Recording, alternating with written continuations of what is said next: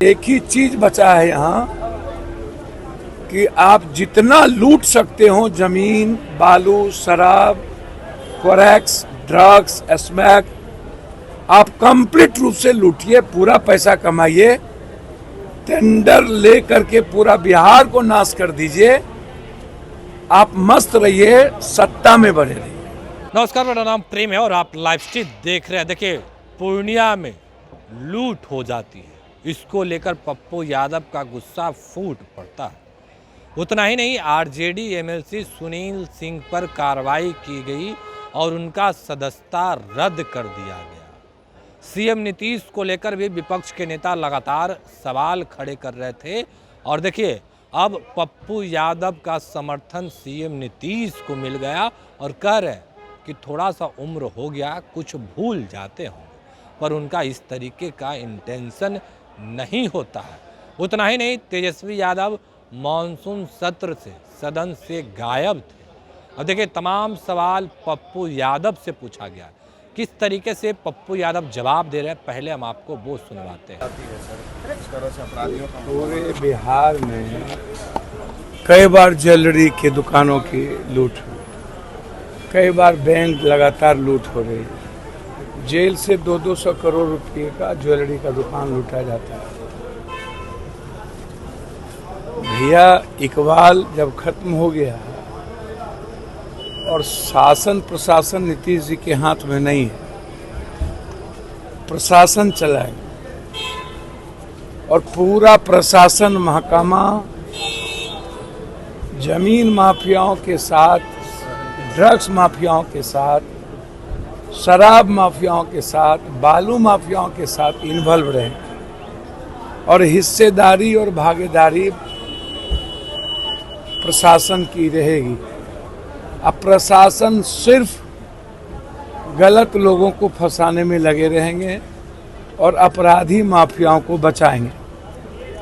पूरा नेक्सस है इन लोगों का। 60-70% नेता, मंत्री, संतरी इन्वॉल्व है। हर शहर में आप निकालिएगा तो इन लोगों का जमीन में, जिसके पास 10 बीघा जमीन नहीं था, 100 बीघा 200 बीघा जमीन, एमपी है, एक्स एमपी है। ये कहाँ से? ड्रग्स के पैसे से, जमीन के पैसे से, शराब के पैसे से। आज भी सत्ता में और विपक्ष के कई नेता लोग शराब का को बेचवाते हैं। आप देख नहीं रहे हैं स्थिति। अब पूरी प्रशासन और थाना लगी हुई रहती है जमीन अपराधियों के बीच। उनको लॉ एंड ऑर्डर से कोई मतलब नहीं। वह अपराधी माफियाओं के लिए नहीं बने, वह राजनीतियों को, जो सत्ता पक्ष के दुश्मन हैं, उनको टारगेट करे। जिन लोगों का पूरा इन्वॉल्व होता है, उसको बचाने में लगे रहते हैं। जाति धर्म के आधार पर पूरा प्रशासन काम कर रहा है बिहार में। अपराधियों के लिए प्रशासन नहीं है। दिन में 11 बजे 20 करोड़ से ऊपर 6 आदमी आके 12 पिस्टल हाथ में लेकर टेम्पू से निकल जाता है। पूरा चेहरा ओपन है, सब कुछ ओपन है। कहाँ धरती निकल गई कि ऊपर निकल गया? आप हमको बताइए ना, कौन लोग इन्वॉल्व करिए। ऐसे लोगों को या तो 1 महीने के अंदर सजा दीजिए, या नहीं तो जो जनता के लिए कंप्लीट रूप से परेशानी का कारण बन गया, उसको खत्म करिए, उसको डू एंड डाई करिए। और इन अपराधियों का और उस ज्वेलर्स के कई सारे कर्मचारियों का नंबर का टैली करिए, किस किस के नंबर किस किस से बातचीत हुए, इस बात का ख्याल रखिए। तो इसीलिए कोई मतलब है, सब कुछ कोलैप्स हो चुका है। आप बस एक ही चीज बचा है यहाँ कि आप जितना लूट सकते हो, जमीन, बालू, शराब, फॉरेक्स, ड्रग्स, स्मैक, आप कंप्लीट रूप से लूटिए, पूरा पैसा कमाइए, टेंडर ले करके पूरा बिहार को नाश कर दीजिए, आप मस्त रहिए, सत्ता में बने रहिए। सर, सुनील सिंह का सदस्यता खत्म कर दिया भैया, तो उनको वो ना समझेंगे, उनको हाईकोर्ट और सुप्रीम कोर्ट जाना चाहिए अपने राइट के लिए। तो कोई भी लड़ेगा, जाएगा अधिकार। मामला क्या है इसमें हम तो नहीं जानते हैं, लेकिन पॉलिटिकल वेंडेटा के तहत कोई काम होना उचित नहीं। सर, मॉनसून सत्र से तेजस्वी यादव गायब रहे हैं, जिसको लेकर सत्ता पक्ष के लोग सवाल उठा रहे हैं।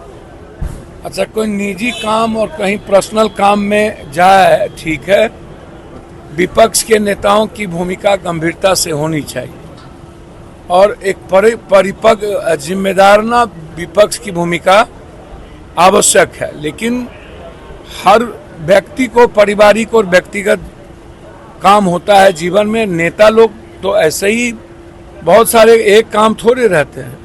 इस देश के मुख्यमंत्री भी कभी कहीं रहते हैं, कभी विपक्ष के नेता रहते हैं। कितने एमएलए एमपी क्वेश्चन में रहते हैं भाई, प्राइवेट मेंबर बिल में रहते हैं। कितने लोग आप उठा के देखिए ना, कितने लोग इन्वॉल्व हैं। 60% एमपी एमएलए का तो डेवलपमेंट का पैसा खर्च नहीं होता है। तो खाली विपक्ष के नेता, सत्ता पक्ष, यही काम बच गया है, एक दूसरे को गाली देते रहना। कभी आप उसको गाली दीजिए। अभी नीतीश कुमार जी ने कोई बात कह दी, अरे भाई नीतीश कुमार जी का उम्र भी तो हो गया है, वो तो गार्जियन की तरह भूमिका निभाते हैं। इसके पहले प्रजनन वाले मामले में नीतीश कुमार जी बोले तो नरेंद्र मोदी खिलाफ में थे, विपक्ष साथ में था। और इस बार इन्होंने कुछ गार्जियन की भूमिका निभा दी तो विपक्ष बोल रहे हैं कि हैबिचुअल हो गए। अरे भैया, राबड़ी देवी जी को ललन बाबू बोल रहे हैं 2 साल साथ रहने के बाद कि दस्तखत करने नहीं आता है। तो ये इस तरह को अमर्यादित लकीर खींचना और कभी हैबिचुअल हो गए हैं चाचा बाप को कहना, ये मैं व्यक्तिगत उचित नहीं मानता हूँ। टिप्पणी सही नहीं है, भूल हो सकती है। मुझे लगता है कि महिलाओं के बारे में बोलने के पहले 1 लाख बार सोच लेनी चाहिए। लेकिन नीतीश कुमार जी का इंटेंशन कोई गलत मैं नहीं देखा कि भाई किसी को ठेस पहुंचाने वाली बात। मैं इतना मानता हूं कि भूल हो सकती है, उम्र का काफ़ी दबाव हो सकता है, लेकिन इंटेंशन खराब हो ऐसा नहीं मानता हूं। अब विपक्ष के नेता यंग हैं, घूमेंगे ना हो कि नहीं घूमेंगे? अभी नहीं घूमेंगे, अभी विदेश नहीं जाएंगे तो कब जाएंगे? घूमने दीजिए ना थोड़ा। चौधरी को विजय कुमार सिन्हा ने कहा है कि सदन के अंदर एक तरफ नेता प्रतिपक्ष है तो दूसरी तरफ माता उनकी नेता प्रतिपक्ष है, परिवारवाद का सदन बना चुके हैं। अच्छा, एक बात आप हमको बताइए, हमको तो समझ में नहीं आता है भैया। बिहार के डेवलपमेंट पर ना विजय चौधरी जी को बोलना चाहिए। विजय चौधरी जी को जो विभाग मिला है उसमें वो क्या काम कर रहे हैं? विजय सिन्हा जी को क्या काम कर रहे हैं? आप सत्ता के लिए क्या काम कर रहे हैं? जो आपका विभाग था उसमें भ्रष्टाचार है, उसके लिए क्या काम कर रहे हैं? आप अपराध मुक्त कर पा रहे हैं कि नहीं लखीसराय को? लखीसराय में बालू माफिया फल फूल रहा है, उस पर बात ही नहीं करते हैं। ड्रग्स माफिया फल फूल रहा है, बात ही नहीं करते हैं। पूरा सत्ता पक्ष लूटने में लगे हुए हैं, उस पर बात ही नहीं करते हैं। हमेशा परिवारवाद या भ्रष्टाचार या सेक्स स्कैंडल ये सब अब कोई मुद्दा रहा है देश में? कोई पब्लिक को मामला है ये सब? आप हमको बताइए ना। ये अलग बात है, निश्चित रूप से विधान परिषद में कई ऐसे लोग हैं, आप रख सकते थे या नहीं तो आप विधानसभा में रख लेते। वो तो दल पर निर्भर करता है कि जब यहाँ पर विपक्ष के नेता तेजस्वी जी हैं तो वहाँ और किसी जाति या समाज के हो सकते थे, या वहाँ राबड़ी जी माँ थी तो यहाँ कोई और भी हो सकते थे। यह बात बिल्कुल नीतिगत और सामाजिक आधार पर आप कह सकते हैं, लेकिन परिवारवाद, भ्रष्टाचारवाद, सेक्सवाद ये सब अब कोई मुद्दा इस देश में पब्लिक के लिए रह ही नहीं गया। आप बेकार की बात है। कौन कहाँ जा रहा है, कौन कहाँ घूम रहा है। पब्लिक मस्त है, जाति मस्त है, नेता मस्त है। सर सम्राट चौधरी जी को अध्यक्ष पद से हटा दिया गया। अच्छा, वो भी बीजेपी का प्रवक्ता हम ही बन रहा है। रोहिणी आचार्य अब ट्वीट अच्छा करके अब देखिए कौन ट्वीट किया नहीं। दिलीप जी भले लोग हैं, नफरत की राजनीति नहीं करेंगे। आपको मैं बता दूं, हिंदू मुसलमान बीजेपी के विचारों पर वो चलेंगे। सज्जन लोग हैं, मुसलमान के वोट से वो अभी तक एमएलसी रहे। मुसलमान 60-70% मुसलमान माइनॉरिटीज के लोगों ने उनको वोट दिया है, ओबीसी के लोगों ने वोट दिया है। उतावलापन नहीं होगा। मुझको लगता है कि उनके किसी भी चरित्र, आचरण और उनकी वाचालपन से किसी को तकलीफ नहीं होगी। शिष्टता भी है, शालीनता भी है, संवेदना भी है। मैं व्यक्तिगत तौर पर पारिवारिक रिलेशन हूं, मैं जानता हूं बीजेपी को ने अच्छा किया या खराब किया, लेकिन व्यक्तिगत तौर पर दिलीप जायसवाल जी अच्छे इंसान हैं। तो अभी आप पप्पू यादव को सुन रहे थे, तमाम सवालों के जवाब देते हुए क्या कुछ कहा उन्होंने, ये आपने सुना है। तेजस्वी यादव को लेकर कह रहे थे युवा है, थोड़ा घूमना चाहिए, घूम रहे थे। उतना ही नहीं, विजय कुमार सिन्हा राबड़ी देवी और तेजस्वी यादव पर सवाल खड़े कर रहे थे और कह रहे थे कि एक में तेजस्वी यादव खुद नेता प्रतिपक्ष हैं विधानसभा में और विधान परिषद में राबड़ी देवी नेता प्रतिपक्ष हैं। ये लोग सदन को भी परिवारवाद बना दिए। देखिए, तमाम सवालों के जवाब देते हुए क्या कुछ कह रहे थे पप्पू यादव, हमने आपको सुनवाया है। फिलहाल को इतना ही। बने रहे लाइव के साथ। धन्यवाद।